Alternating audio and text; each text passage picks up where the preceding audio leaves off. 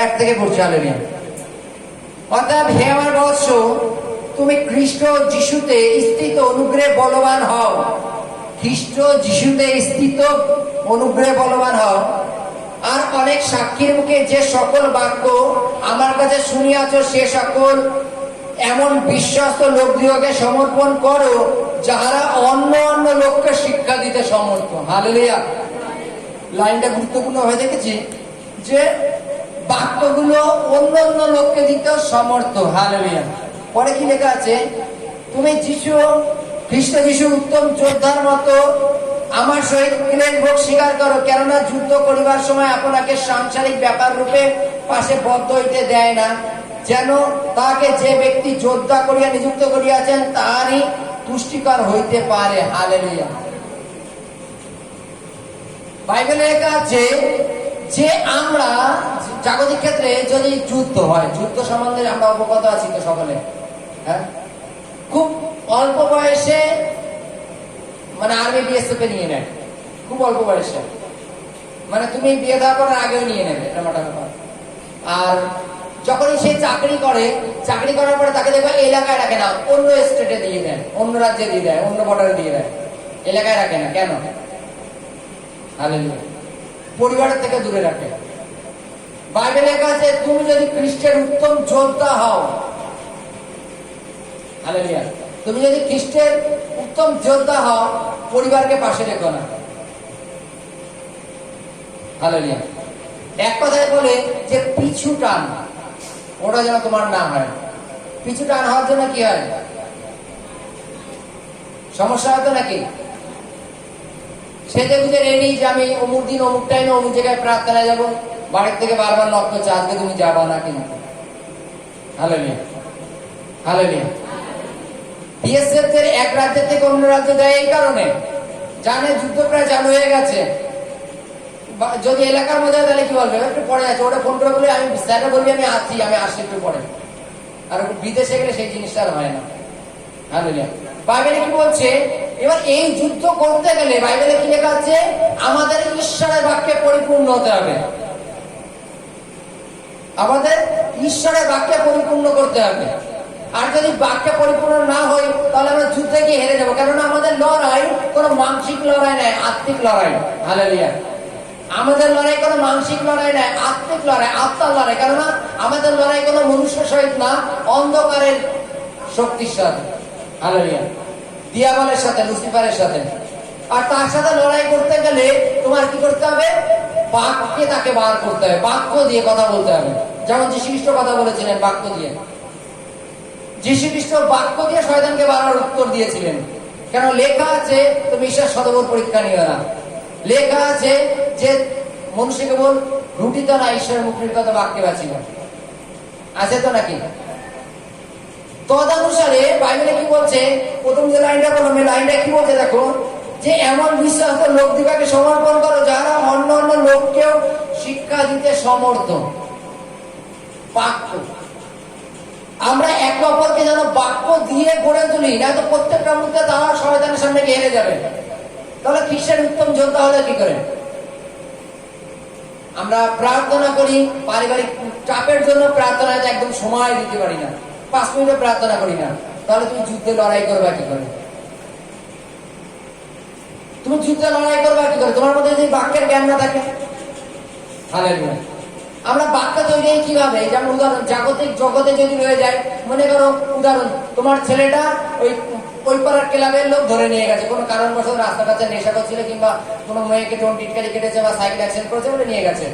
তোমরা বাড়ি থেকে পাড়ার থেকে 2-4 জন এক জায়গায় হয়েছে, নিজেরা পরামর্শ করে যাচ্ছে যে গিয়ে কি কি বলতে হবে ক্লাবে গিয়ে, ইচ্ছা খুশি বলবো, মানে বাড়ি থেকে ট্রেনিং নিয়ে যাই যে ছাড়বে না কেন, আমার ছেলেকে ছাড়তে হবে।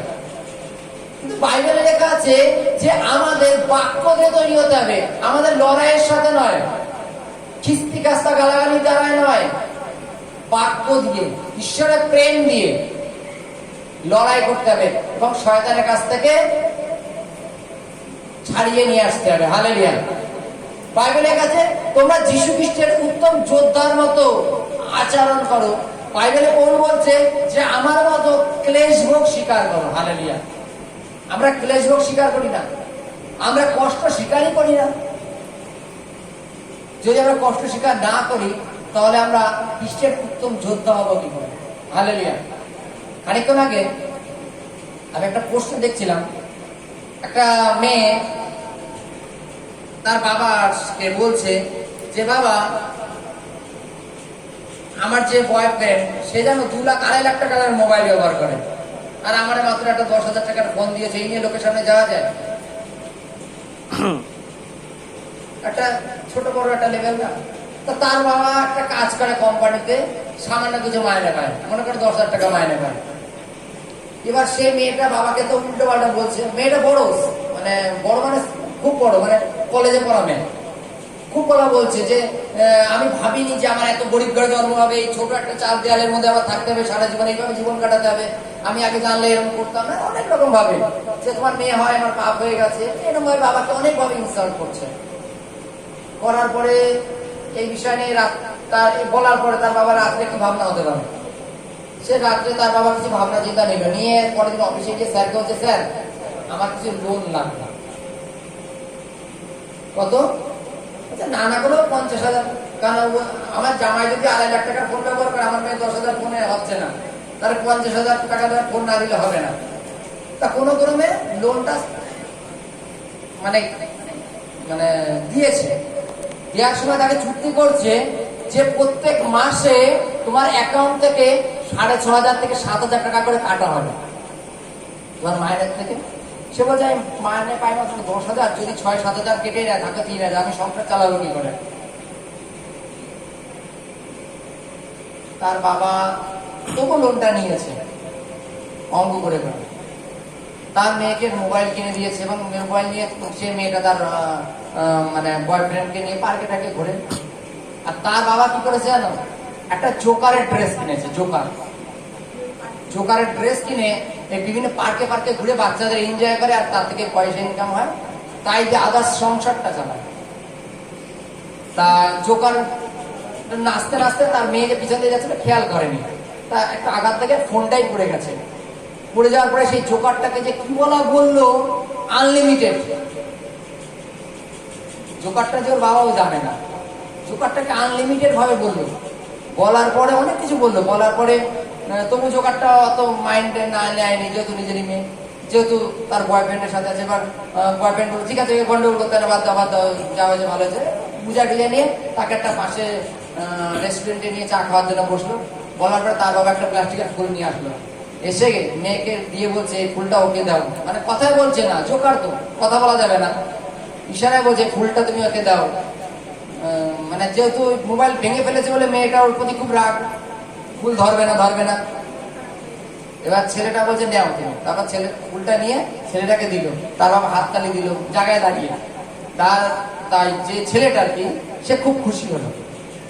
খুশি হয়ে সে কি করলো, তার হাতে একটা ব্রেসলেট সেই জোকারটার হাতে গিফট দিল। সে বাড়ি নিয়ে চলে গেছে, গিয়ে টেবিলে করে যখন দেখেছে, মেয়ে বাড়ি এসে দেখছে এই ব্রেসলেটটা এখানে কেন, তাহলে জোকারটা কি? হালেলুয়া। ব্রেসলেটটা এখানে গেল, তাহলে জোকারটা কি? পেছন ফিরে দেখে বাবা সেই জোকারের টুপিটা পরে বসে আছে,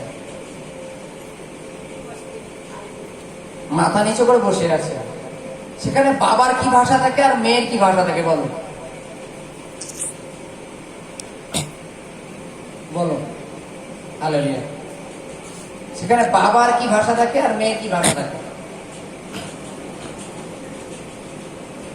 তার বাবা এটাই বুঝাতে চেয়েছে যে আমি তোর 50,000 টাকার ফোন কিনে দিয়ে আমি 7,000 টাকা ইএমআই ভরে 3,000 টাকা আমার সংসার চলবে না, কিছু করে তো আমার সংসার চালাতে হবে, কিন্তু তোর খুশিটাও আমার বজায় রাখতে হবে, তার জন্য আমি এই জোকার হয়েছি।